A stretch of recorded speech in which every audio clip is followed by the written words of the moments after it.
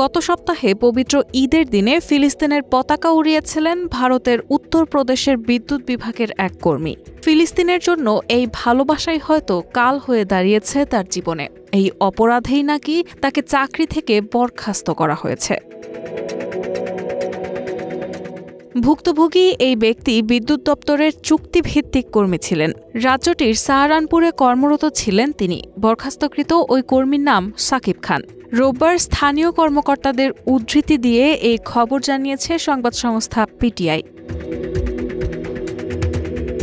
প্রতিবেদনে বলা হয়, ফিলিস্তিনের পতাকা উড়ানোর ছবি সোশ্যাল মিডিয়ায় ছড়িয়ে পড়ার পর ওই কর্মীকে চাকরিচ্যুত করে উত্তরপ্রদেশের বিদ্যুৎ বিভাগ। স্থানীয় কর্মকর্তাদের মতে, কৈলাসপুর পাওয়ার হাউসে কর্মরত সাকিব খান নামের ওই ব্যক্তি গত ৩১ মার্চ ঈদের নামাজ পড়ার পর ফিলিস্তিনের পতাকা উত্তোলন করেন। ওই সংক্রান্ত একটি ছবিও সোশ্যাল মিডিয়ায় পোস্ট করেন তিনি।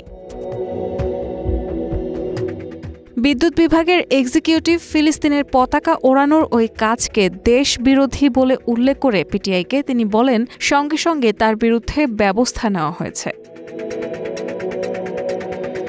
তিনি আরও বলেন, কৈলাসপুর পাওয়ার হাউসের চুক্তিভিত্তিক কর্মী সাকিব খান ঈদের নামাজ পড়ার পর ফিলিস্তিনের পতাকা উড়িয়ে সোশ্যাল মিডিয়ায় এর একটি ছবি পোস্ট করেছিলেন। বিষয়টি বিভাগের নজরে আসার পর এটিকে একটি দেশবিরোধী কার্যকলাপ হিসেবে বিবেচনা করা হয় এবং তাৎক্ষণিকভাবে ব্যবস্থা নেওয়া হয়। সংশ্লিষ্ট ঠিকাদার কোম্পানিকে একটি চিঠি দিয়ে সাকিব খানকে চাকরি থেকে অপসারণের নির্দেশ দেওয়া হয়।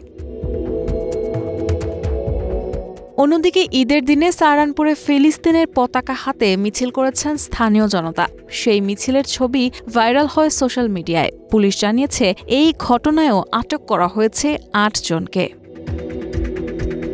রায়হানা মুন, প্রবাস খবর।